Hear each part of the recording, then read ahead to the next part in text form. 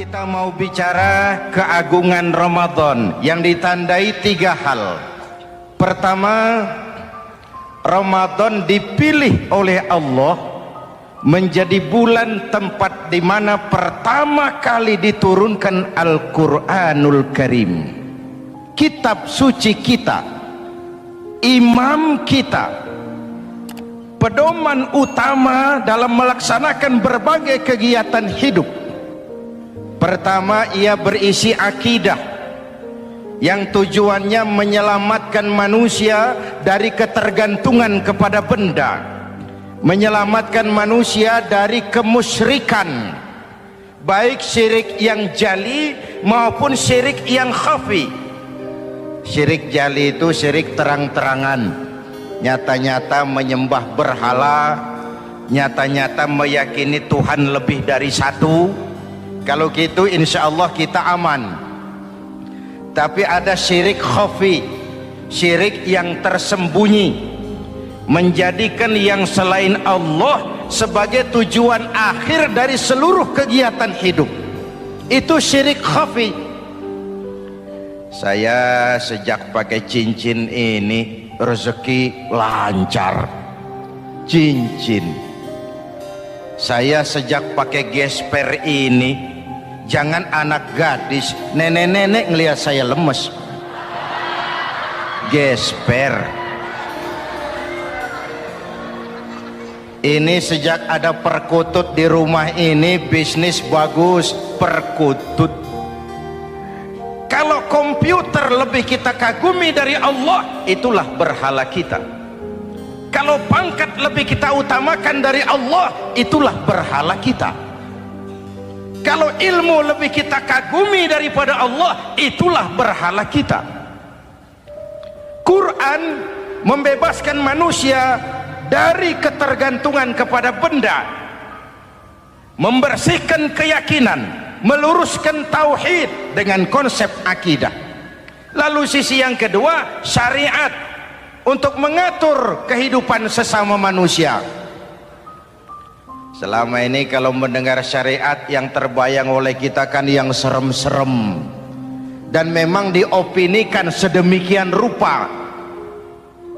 Padahal watak syariat itu pertama, al-musawat bainan nas fi takalifil ahkam. Ini watak syariat Islam.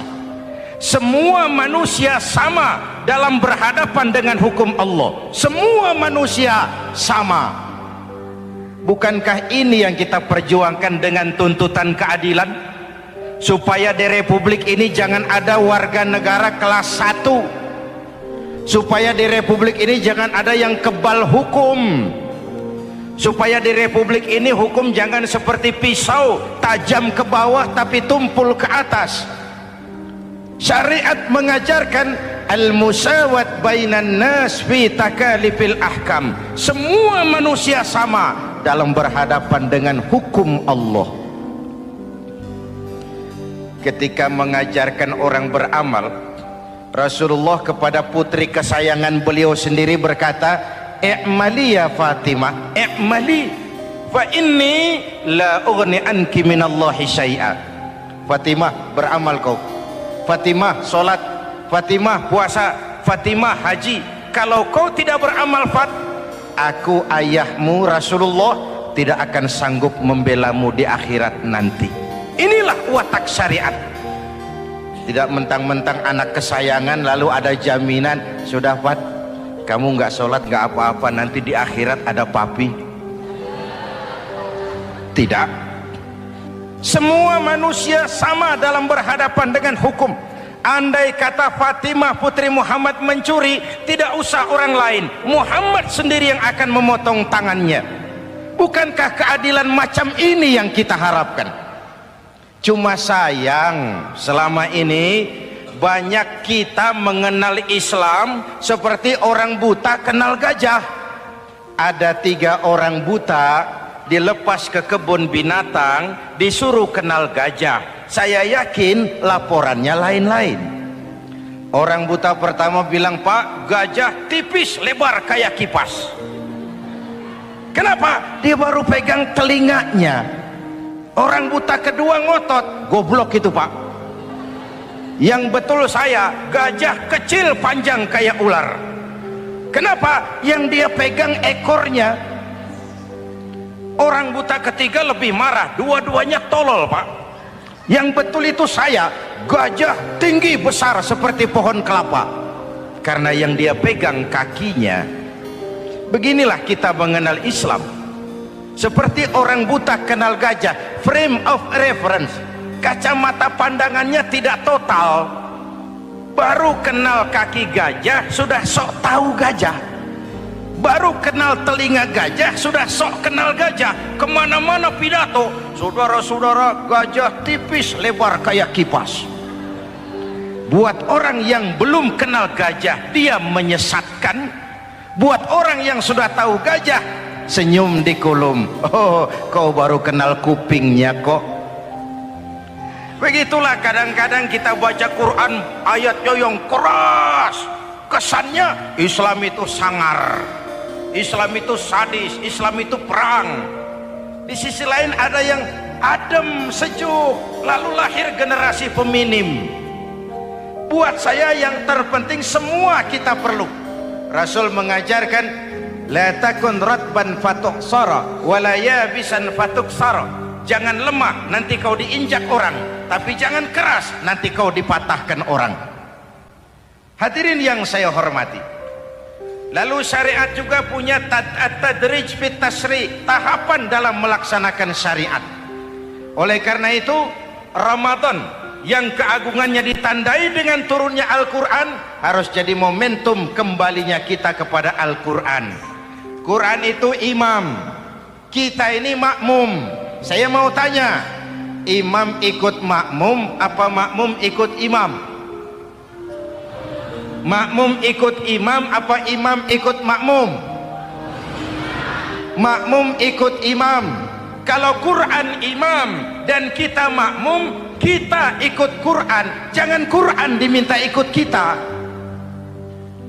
Imam ruku, kita ruku. Imam sujud, kita sujud. Imam i'tidal, kita i'tidal. Ke barat kata Quran, ke barat kita berangkat. Ke timur kata Quran, ke timur kita menuju. Halal kata Quran, ambil. Haram menurut Quran, tinggalkan.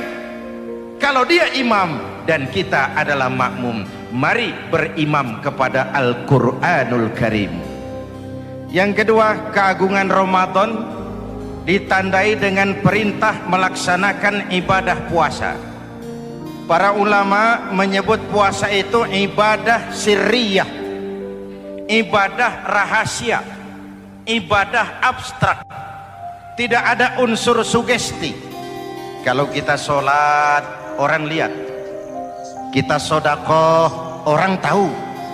Kita pergi haji, satu kampung nganter. Kita puasa, cuma kita dan Allah. Pura-pura sholat, ketahuan Pak.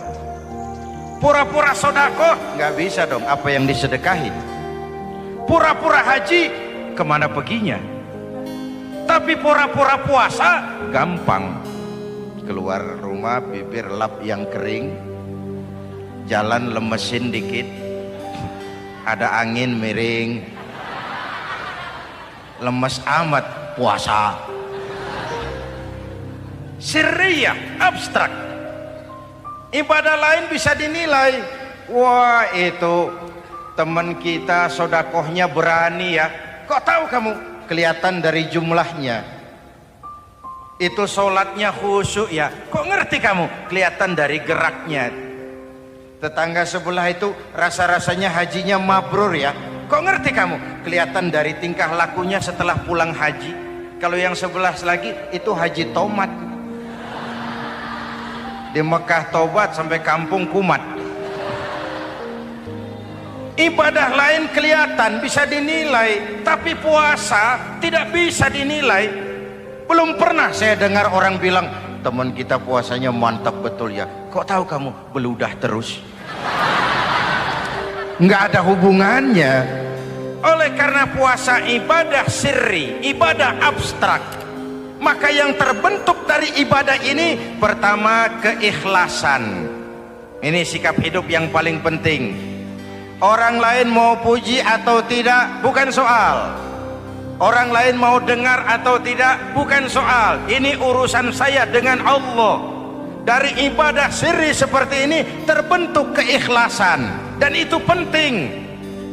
Penyakit yang namanya stres lalu menjadi stroke itu umumnya karena orang kehilangan keikhlasan. Tetangga sebelahnya beli TV, dia demam, panas dingin. Temannya naik jabatan, dia masuk rumah sakit. Temannya beli rumah, dia mati. Disiksa oleh perasaannya sendiri. Marilah hidup dengan ikhlas, beramal ikhlas. Saya menyantuni yatim bukan karena disorot TV, bukan karena masuk majalah, bukan karena dimuat koran, karena Allah. Berpakaian ikhlas. Saya berpakaian ini karena perintah Allah menutup aurat, bukan karena tuntutan Ramadan. Kalau cuma tuntutan Ramadan, Ramadan saja bagus busana muslim. Selesai Ramadan kembali pusar merajalela. Menerima jabatan ikhlas, ini amanah dari Allah. Jabatan adalah alat untuk mengabdi, bukan cuma alat yang melahirkan kekuasaan dan fasilitas. Kalau kekuasaan dianggap sebagai fasilitas dan kekuasaan, maka yang lahir tentu akhirnya maling-maling baru, yang lahir rampok-rampok baru, yang dikuras ya harta negara. Hadirin yang saya hormati, ikhlas menerima jabatan dengan keyakinan ini amanah Allah, amanah akan dimintakan pertanggungan jawab. Ini alat untuk berbuat baik, ini alat untuk mengabdi.